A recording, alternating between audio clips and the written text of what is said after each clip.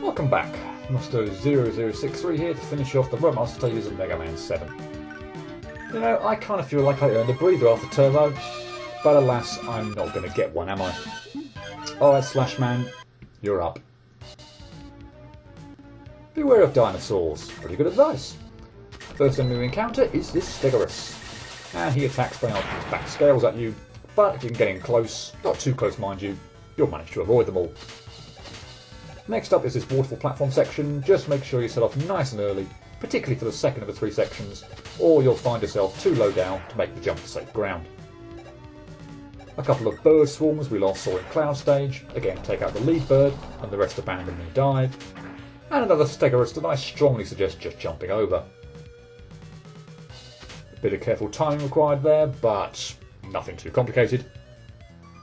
And a friendly dinosaur, Technodon, who is going to carry us over this giant spike area.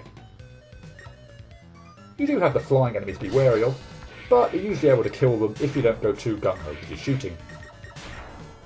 Here, make sure you leap to the second Technodon. The first one's a little depressed and commits suicide, so just make sure he doesn't take you with him.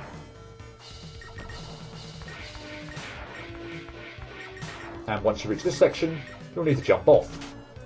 There is actually a choice to be made here. Apologies, I forgot to show off the other way. But if you race the dinosaur over to the right, there's an E-tank and a ladder on the other side of this joke. Believe me, you didn't really miss much, but my bad for failing to record any footage of it. And wow, I didn't half make a meal of killing that Joe. Here's the most annoying part of the level, no question. King Godulus, the Tyrannosaurus Rex mid-boss. He initially chases you over to the right edge of the screen and then commences to attack you in one of two ways. The one you should pray for is the energy shot attack. Predictable and usually gives you plenty of opportunity to smack him in the jaw, albeit not so much there as I didn't even have any room to jump. The other one you should pray never comes is the Fire Breath. If you happen to be cornered and he decides to charge toward the right edge of the screen, have fun trying to dodge it. It's not impossible by any means, but hopefully you can see it's not the attack I really want.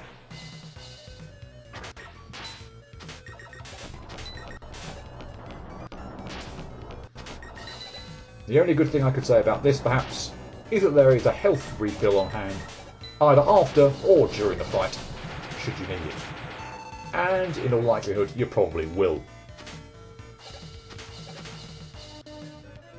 Now, a bit naughty of me, but I've already got hit so many times I can't even count. Perfect run chance over, what the hell. I'm actually taking Proto Man's advice here from all the way back in Cloud Stage in Part 2. Use the flame weapon in the woods. If you burn the snakes, the trees catch fire, the hives fall to the ground, and typically also, the frog type enemies also die. This section can actually be a right bugger to get through with just a Mega Buster, the bees spilling out from the hives in particular. However, it is only the last tree that is the one necessary to burn. Do so, and a hidden ladder appears. And no, you can't climb this if the tree is still on screen. Rush coil up, and poor old Beat seems to have been caged. Unleash a charge shot of the cage to release our favourite robot bird. And in this game, unlike others where he can be summoned to attack enemies, Beat rescues Mega Man if he falls into a pit. Lastly on the level, we have these baby dinosaurs hatched from eggs. Shoot at the eggs, and then once they've hatched, shoot the babies. A pretty simple last set of enemies, in all honesty. Oh, if only the Robot Master were this simple.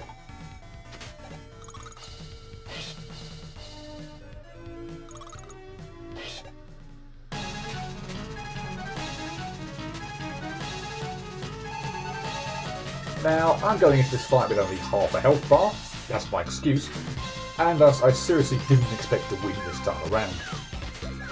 I might be wrong, but this could be the first time you're going to see me die to a Robot Master. You'll also notice that I'm using charge shots. That's a measure of just how much of a pain this fight actually is.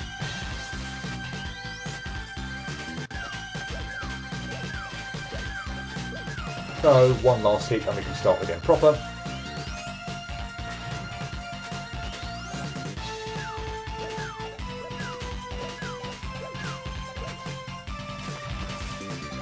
There we go.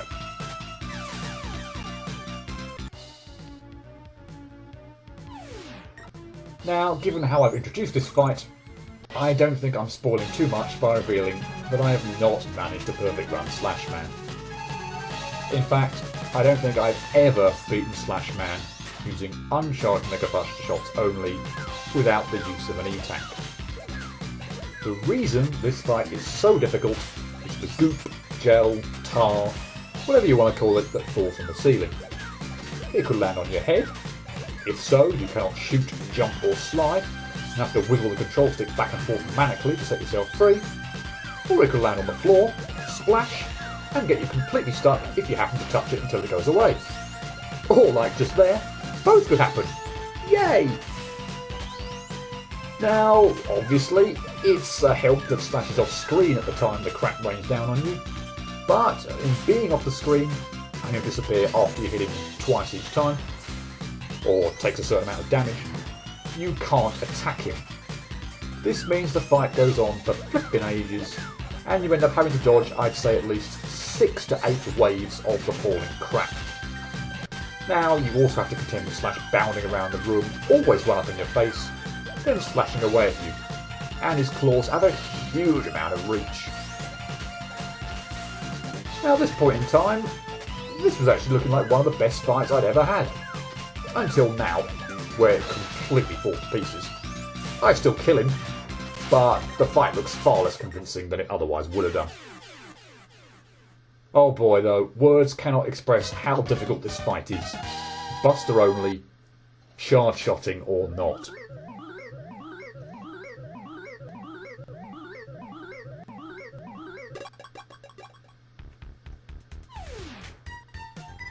The Slash Claw cuts things apart, doesn't it? Yes, but it has limited range. So I get Slash Claw. It's a melee weapon, rather unusual for Mega Man to be wielding. And so as to avoid trespassing into the upcoming cutscene, let's tie up a few extras. Here I find myself back in Shades level, and in order to trigger this secret, you have to have first talked to Proto Man in Clouds and Turbo Stage. Hence, given my perfect run dictating Let's Play order, why I couldn't do this the first time I played through Shade Stage. Make sure you kill the pumpkin mid-boss by killing the inner layer. That opens up the hole in the floor.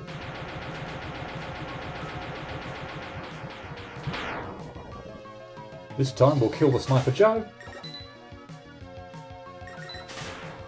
and find a secret area through the wall.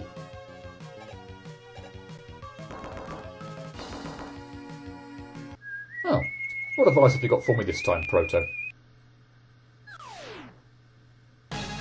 Huh? Boss music? So, brother, you are not as weak as I thought. Let's see which of us father made stronger.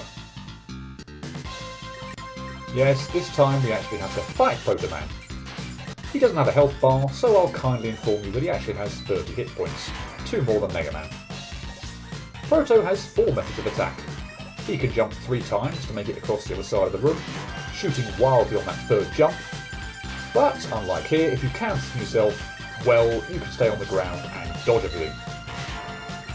He can also charge across the screen at you, simply jump over him. He can fire a charge at you, wait until he fires it, and jump over it. Or he can shoot 3 uncharged pellet shots at you. Jumping in between them is probably the best strategy for avoiding them. It's not too tricky a fight once you get a handle on things, and clearly at the start of this fight I was a bit rusty on how you should dodge him, but I at least somewhat seem to have got better as the battle progressed.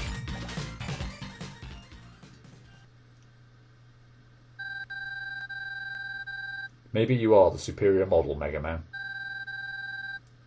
Here, take this with you.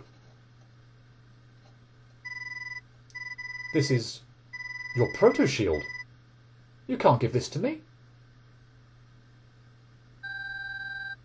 It's okay. Take it. And watch your back.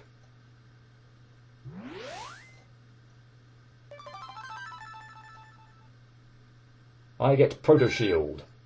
This thing gives Mega Man the ability to deflect bullets. Instead of the bullets hitting him, they bounce off the shield. Can be rather useful, I just never tend to use it. And I'm sure everyone's wondering, No. Owing to the height of the boss door, the Noise Crush is too high up to hit Slash during his initial pose, and thus this trick doesn't work. So you can't even cheat this bastard. Well, it's been a long time since I've admitted defeat. As far back as Mega Man 2. 42 Robot Masters bested since Air and Quick tripped me up. Slash becomes only the third to do so in 8 games. So an unknown number of time and outtakes, a dead cert red face, and a dead cert 10 out of 10. If I could rate Slash higher, I would. He's significantly harder to perfect run than even Air and Quick. Just look how much damage I took even when using the charged Mega Buster to defeat him. I cannot honestly see me ever being able to pull off a no damage run, without his weapon weakness anyway, let alone a perfect run. And that's not even taking into account the fact that there's a level to clear just to reach him. Up until the mid-boss, things are mostly okay, but the damn T-Rex changes all of that. It is really hard to avoid his attacks, especially the flame one if he happens to be more over to the right-hand edge of the screen. Yeah, have fun with that. He has a lot of health and therefore ample time to completely screw you over if he so chooses. And I'm convinced that if he hangs around at the extreme right-hand edge of the screen and breathes fire at you while moving left and right, there's very little you can do to avoid it. There's also the section with the frogs and the bees. Without the Scorch Wheel to clear the path, this area is nasty given the unpredictability of the bees and the fact that you can't really just dash through. It's not dreadful like I would say some parts of Turbo Stages can be, but it's certainly not to be taken lightly. And then there's Slash Man. I don't have a whole lot else to say in addition to what I've already covered, but I don't think a whole lot else needs to be said. He's quick, mobile, and a giant pain in the arse. If it weren't for the goop falling from the ceiling, I think possibly I'd be able to manage this. Because it's there, it's all too likely I'll get gooped, have my movement restricted or halted altogether if I step in it, and have no chance of being able to avoid him. Easily, in my eyes, spoiler, the hardest Robot Master fight to perfect run of the 11 games I'll be going through. So finally, that's all 8 Robot Masters down. This time around, there is no mislead. We know one is behind everything. Although, to be honest, by Mega Man 4, we pretty much knew Cossack wasn't the real villain. That does, of course, mean only one set of Fortress stages. I'll still probably end up needing 2 more videos, because the final level goes on for an eternity, but next time we'll start taking on the Wily Fortress and reveal the quote-unquote twist that surely everyone saw coming. See ya.